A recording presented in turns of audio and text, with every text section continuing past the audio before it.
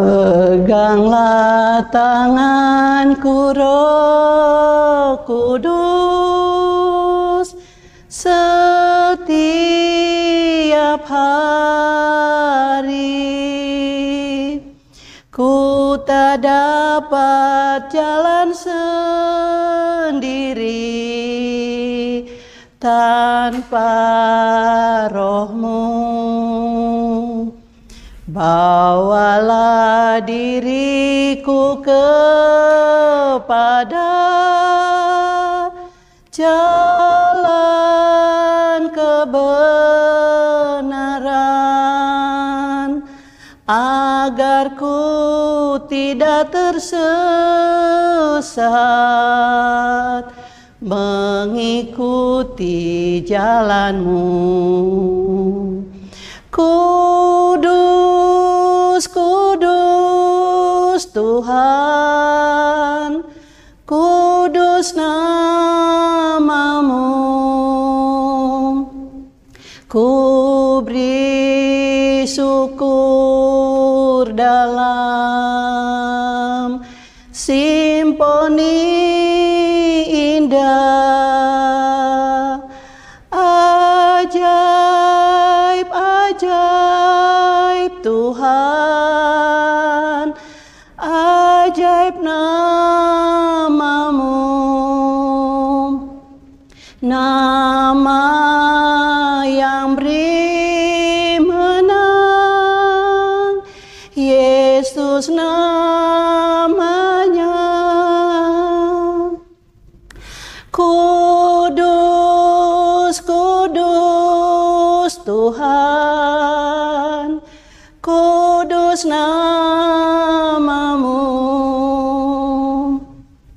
Ku beri syukur dalam simfoni indah, ajaib, ajaib Tuhan, ajaib nama-Mu. Nama yang beri berkat, Yesus namanya. Ajaib, ajaib Tuhan, ajaib nama-Mu.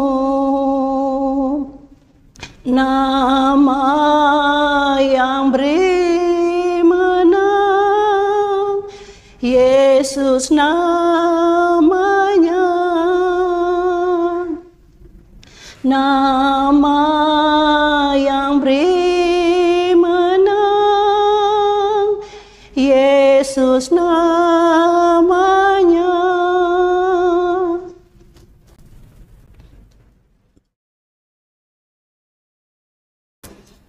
Bapak Ibu, saudara-saudara jemaat yang dikasihi Tuhan, kita akan masuk di dalam pelayanan firman Tuhan. Mari kita siapkan Alkitab kita. Firman Tuhan malam hari ini dibacakan dari Amsal pasal yang ke-20, ayatnya yang ke-4 sampai dengan yang ke-5. Bila Bapak Ibu sudah menemukan pembacaan Alkitab malam hari ini, mari Bapak Ibu kita berdoa mohon bimbingan Roh Kudus. Kita berdoa. Bapa kekal yang bertakhta dalam kerajaan surga, Bapa yang kami sapa di dalam Tuhan kami Yesus Kristus, kembali kami datang menghadap hadirat-Mu Tuhan, kami menaikkan puji dan syukur. Kalau pada malam hari ini Tuhan boleh berkenan bagi kami anak-anak-Mu untuk datang beribadah, memuji dan memuliakan nama-Mu. Bapa di surga, kami menyadari banyak hal yang kami lakukan yang tidak berkenan di hadapan-Mu. Sebab itu ya Tuhan, sebelum kami mau mendengar sabda-Mu, sebelum kami mau merenungkan firman-Mu, terlebih dahulu Tuhan kami mohon ampun atas dosa salah kami, agar supaya kami layak di hadapan-Mu, dan kami boleh layak untuk mendengarkan sabda-Mu. Terima kasih Bapa di sorga, dan biarlah kuasa Roh Kudus menuntun membimbing kami Tuhan, agar pada saat kami mendengar firman Tuhan, pada saat kami membaca merenungkan firman Tuhan, kami dapat mengerti, bahkan terlebih Tuhan kami dimampukan untuk melakukan di dalam kehidupan kami hari lepas hari. Terima kasih Bapa di surga. Kami juga berdoa untuk hamba-Mu yang Tuhan utus malam hari ini untuk memberitakan firman-Mu. Tuhan, kami juga mohon biarlah kuasa Roh Kudus-Mu mengurapi hamba-Mu, agar setiap tutur kata yang keluar dari bibir mulut hamba, semua itu berasal daripada-Mu. Terima kasih Bapa di surga, bersabda bagi kami semua, karena kami anak-anak-Mu sudah siap mendengarnya. Di dalam nama Tuhan Yesus kami sudah berdoa. Amin. Bapak Ibu saudara-saudara jemaat yang dikasihi Tuhan, saya undang kita berdiri untuk mendengar firman Tuhan yang dibacakan dari Alkitab, yaitu Amsal pasal yang ke-20 ayat yang ke-4 sampai dengan yang ke-5 yang menyatakan, pada musim dingin si pemalas tidak membajak. Jikalau ia mencari pada musim menuai, maka tidak ada apa-apa. Rancangan di dalam hati manusia itu seperti air yang dalam, tetapi orang yang pandai tahu menimbanya. Demikianlah pembacaan Alkitab. Berbahagialah semua orang yang mendengar firman Tuhan dan mau melakukannya dalam kehidupan hari lepas hari. Terpujilah Tuhan Yesus. Haleluya. Silakan duduk Bapak Ibu saudara-saudara. Bapak Ibu saudara-saudara, anak-anak yang dikasihi Tuhan Yesus, salam. Puji Tuhan kalau malam hari ini kita boleh berjumpa dalam ibadah keluarga walaupun hanya lewat daring. Bapak Ibu saudara-saudara jemaat yang dikasihi Tuhan, kitab Amsal ini disebut Amsal Salomo bin Daud. Itu terdapat di dalam Amsal pertama, ayatnya yang pertama. Kenapa Amsal Salomo ini disebut Amsal Salomo? Karena sebagian besar Bapak Ibu saudara-saudara, Amsal ditulis oleh Salomo. Karena sebagian besar ditulis oleh Salomo yang berdasarkan hikmat yang diperoleh lewat doa oleh Salomo kepada Tuhan. Bapak Ibu saudara-saudara yang dikasihi Tuhan, dan kitab Amsal ini kita yakini adalah firman Tuhan. Dari kitab Amsal ini kita juga memperoleh pengajaran tentang kehidupan manusia, yaitu manusia yang berhikmat dan manusia yang bebal. Bapak Ibu saudara-saudara yang dikasihi Tuhan, manusia yang berhikmat itu pasti dilihat dari perilaku kehidupannya sehari-hari. Kita bisa baca Bapak Ibu dari ayatnya yang ke-4. Pada musim dingin si pemalas tidak membajak. Jikalau ia mencari pada musim menuai, maka tidak ada apa-apanya. Jadi Bapak Ibu saudara-saudara yang dikasihi Tuhan, kalau orang berhikmat bisa dilihat dari perilakunya. Dan kita bisa melihat di sini Bapak Ibu bahwa perilaku kehidupan orang malas ini pasti adalah orang yang tidak berhikmat. Karena apa Bapak Ibu? Kita melihat di sini bahwa apa yang dilakukan oleh si pemalas ini, mestinya pada saat ia membajak, pada saat ia menanam, ia tidak melakukannya. Dia hanya mau Bapak Ibu bermalas-malasan, dan dia hanya kesukaan orang pemalas itu hanya mau tidur. Seperti ayat yang ke-13, janganlah menyukai tidur supaya engkau tidak jatuh miskin. Jadi Bapak Ibu saudara-saudara yang dikasihi Tuhan, inilah yang dilakukan oleh si pemalas. Tidak mau bekerja, dan mestinya pada musim dingin ia harus membajak, ia harus menanam, ia harus menabur, tapi tidak ia lakukan. Dan jelas di sini Bapak Ibu, jika orang yang tidak menanam, jika orang yang tidak menabur, apakah yang dia peroleh Bapak Ibu? Tentunya Bapak Ibu tidak ada yang dia peroleh. Sebagaimana ayat yang ke-4b. Jikalau ia mencari pada musim menuai, maka tidak ada apa-apanya. Jadi Bapak Ibu yang dikasihi Tuhan Yesus Kristus, kita melihat di sini bahwa orang pemalas, orang yang tidak mau bekerja, orang yang tidak mau menanam dan tidak mau menabur, pasti dia tidak akan menuai apa-apa Bapak Ibu. Dan Bapak Ibu, kita melihat kehidupan si pemalas ini, lalu apa Bapak Ibu yang dia alami? Tentu Bapak Ibu yang dikasihi Tuhan, sebagai orang pemalas, pasti Bapak Ibu dia tidak akan bisa memenuhi kebutuhan hidupnya. Bapak Ibu yang dikasihi Tuhan, orang pemalas hanya memikirkan diri sendiri, tidak memikirkan kehidupan orang lain. Apalagi Bapak Ibu, kalau orang itu sudah berkeluarga, orang itu sudah berumah tangga. Kalau dia pemalas, bagaimana dia memenuhi kebutuhan keluarganya, memenuhi kehidupan keluarganya? Bapak Ibu jelas, Bapak Ibu, orang pemalas ini dia tidak mendapat apa-apa. Dan akhirnya Bapak Ibu, orang pemalas itu pasti dia akan salah jalan. Kenapa Bapak Ibu? Karena tidak mau bekerja, tapi mau makan. Sedangkan firman Tuhan mengatakan Bapak Ibu, orang yang tidak bekerja itu dia tidak makan.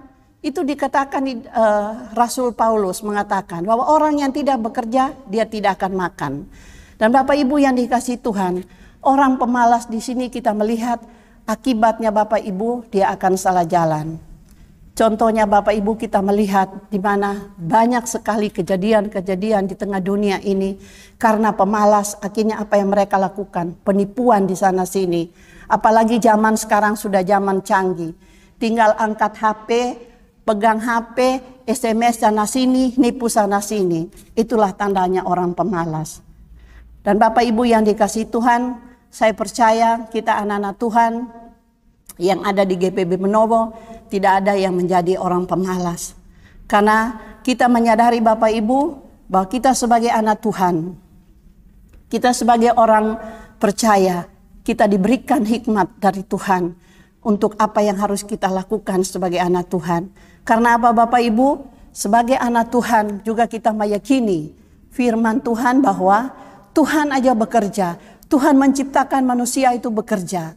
Dan Bapak Ibu, Tuhan juga memberitakan sebagaimana di dalam Kejadian itu Bapak Ibu memberitakan bahwa manusia itu harus bekerja.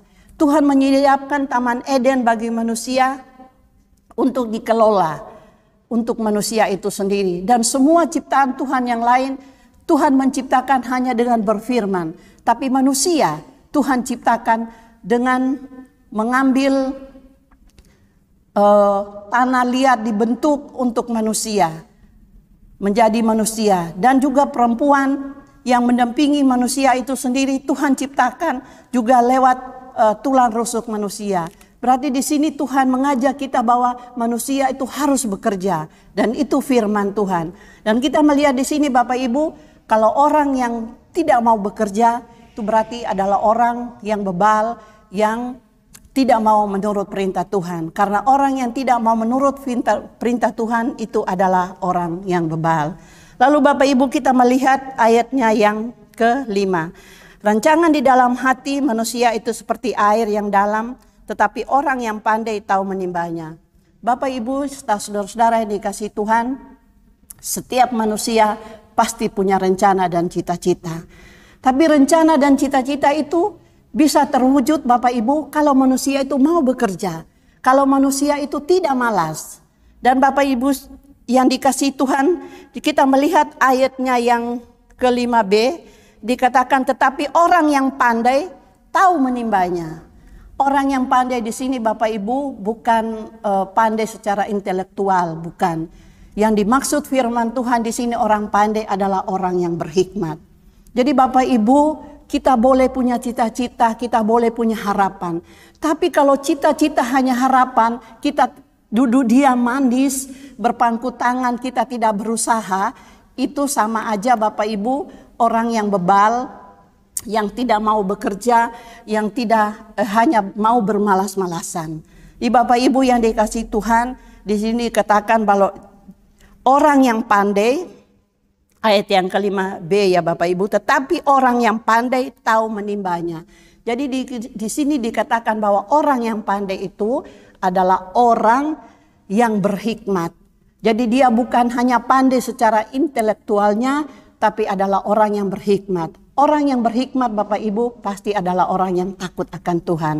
Dan di dalam rencana, cita-cita, harapannya Bapak Ibu, pasti orang ini dia akan melibatkan Tuhan.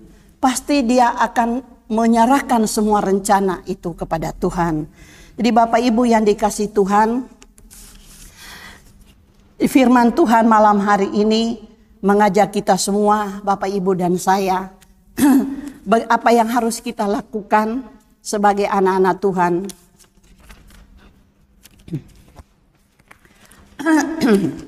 Apa yang harus kita lakukan Bapak Ibu sebagai anak-anak Tuhan?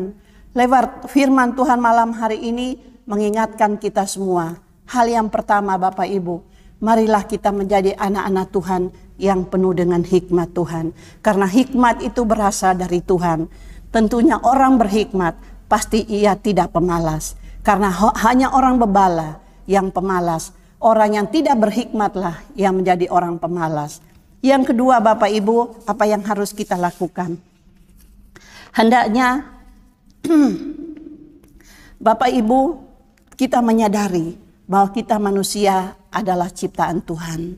Kita manusia diutus Tuhan ke dunia ini supaya kita melakukan pekerjaan Tuhan. Kita melakukan tugas yang Tuhan percayakan bagi kita. Baik itu mengelola dunia yang Tuhan percayakan ini. Dan tugas kita itu Bapak Ibu yang Tuhan Yesus kasihi supaya kita jadi orang yang mau bekerja. Dan Bapak Ibu yang dikasihi Tuhan, kita menyadari seperti saya katakan tadi bahwa Tuhan yang Maha Kuasa, Tuhan pencipta langit, bumi, laut dan segala isinya, Tuhan mau bekerja, apalagi kita selaku manusia. Hal yang ketiga Bapak Ibu, hendaklah kita beriman itu jangan hanya di gereja.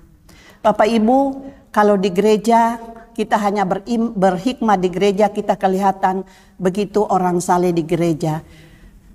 Tapi biarlah kita sebagai anak-anak Tuhan, mulai dari hari Senin sampai kembali hari Minggu, kita semua menjadi anak-anak Tuhan yang berhikmat. Kenapa Bapak Ibu kita dituntut menjadi anak-anak Tuhan yang berhikmat? Karena orang yang berhikmat pasti dia akan takut akan Tuhan.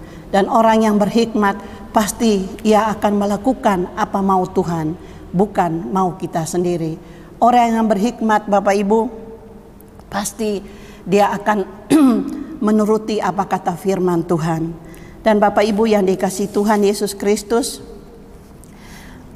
mari kita melakukan apa yang benar di mata Tuhan. Dan mari kita mau hidup kudus di hadapan Tuhan.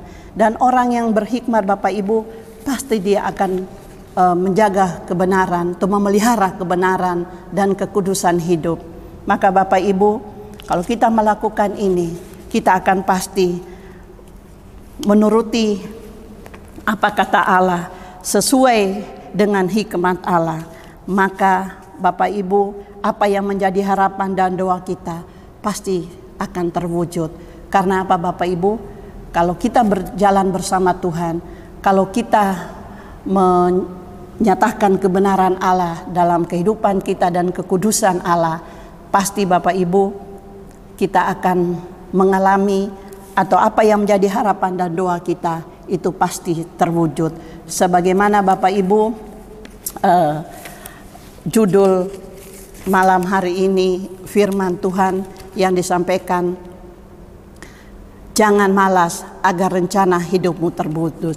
Marilah kita menjadi orang yang tidak pemalas, karena orang yang pemalas dia bukan orang yang berhikmat, tapi orang yang mau melakukan pekerjaan, orang yang mau bekerja adalah orang yang berhikmat. Maka apa yang menjadi harapan dan doa pasti terwujud bersama dengan Tuhan. Karena hikmat itu adalah Allah itu sendiri. Kiranya Tuhan memberkati kita semua lewat firman-Nya malam hari ini. Amin.